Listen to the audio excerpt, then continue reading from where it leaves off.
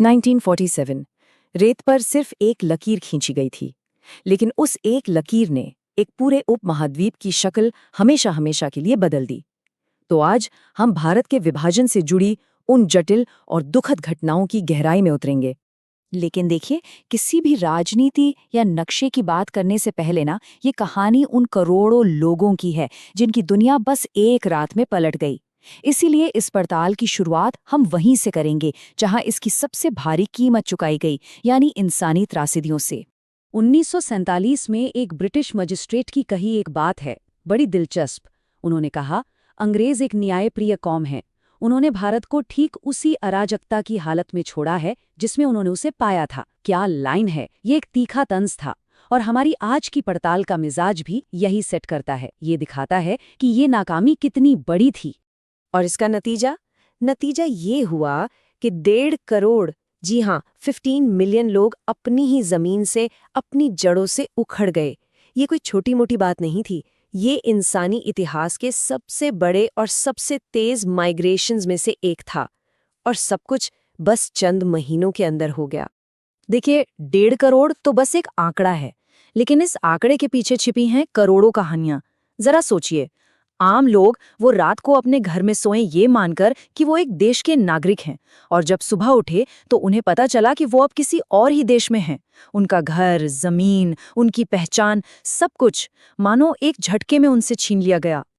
तो साफ है, ये एक सियासी फैसला था जो एक बहुत बड़ी इंसानी तबाही बन गया। पर यहाँ सबसे बड़ा सवाल उठता है कि आखिर ऐसा हुआ कैसे? ये सब कुछ हुआ क्यों? चलिए अब क्या हुआ से आगे बढ़कर क्यों हुआ, इस पर गौर करते हैं। अब देखिए, इस सवाल का ना कोई एक सीधा साधा आसान सा जवाब नहीं है, बिल्कुल नहीं। असल में कई अलग अलग हिस्टोरिकल थ्योरीज हैं जो एक दूसरे से टकराती हैं। तो चलिए एक एक करके इन थ्योरीज की पड़ताल करते हैं। विभाजन को समझने के लिए ना 2 थ्योरी सबसे ज्यादा सामने आती हैं। पहली है 2 नेशन थ्योरी, यानी द्विराष्ट्र सिद्धांत। इसका मानना है कि हिंदू और मुसलमान हमेशा से ही 2 अलग अलग कौमें थीं, इसलिए बंटवारा तो होना ही था।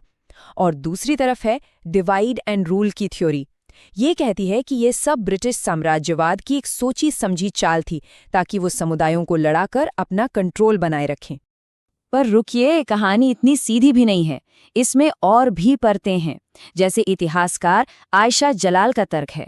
वो कहती हैं कि जिन्ना के लिए पाकिस्तान की मांग असल में एक पॉलिटिकल ब्लफ था, ज्यादा अधिकारों के लिए एक बार्गेनिंग टूल था। लेकिन ये चाल तब उल्टी पड़ गई जब कांग्रेस और जाते जाते अंग्रेजों ने इसे सच में मान लिया।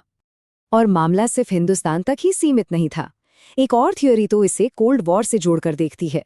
इसके मुताबिक ये विभाजन असल में एक ग्रेट गेम का हिस्सा था, एक ऐसी चाल जिससे मिडिल ईस्ट में सोवियत संघ के बढ़ते असर के खिलाफ ब्रिटिश अपने रणनीतिक हितों को सुरक्षित रख सकें। अब इन सब प्रेशर्स के बीच एक और भयानक ऑल्टरनेटिव पर भी विचार किया जा रहा था। इसे कहते थे प्लान बाल्कन। और ये क्या था?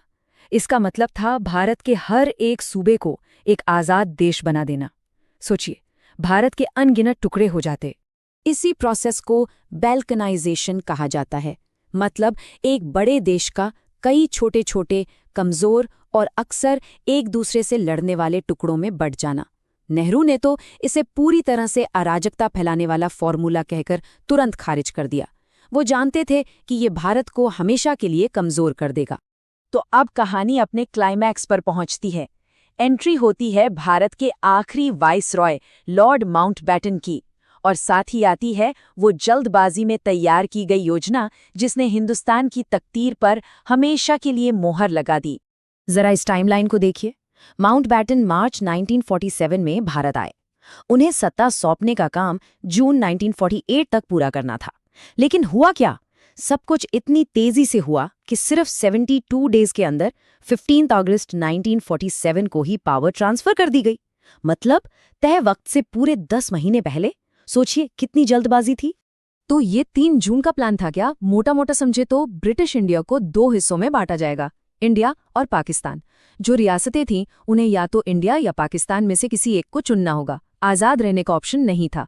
और बंगाल और पंजाब जैसे बड़े सूबों का भविष्य, वो वहां की प्रांतीय असेंबलियों के वोट से तय होना था। यहाँ एक बहुत बड़ा सवाल उठता है, कांग्रेस, जो दशकों से पूर्ण स्वराज यानी मुकम्मल आज़ादी की लड़ाई लड़ रही थी, वो डोमिनियन स्टेटस के लिए कैसे मान गई?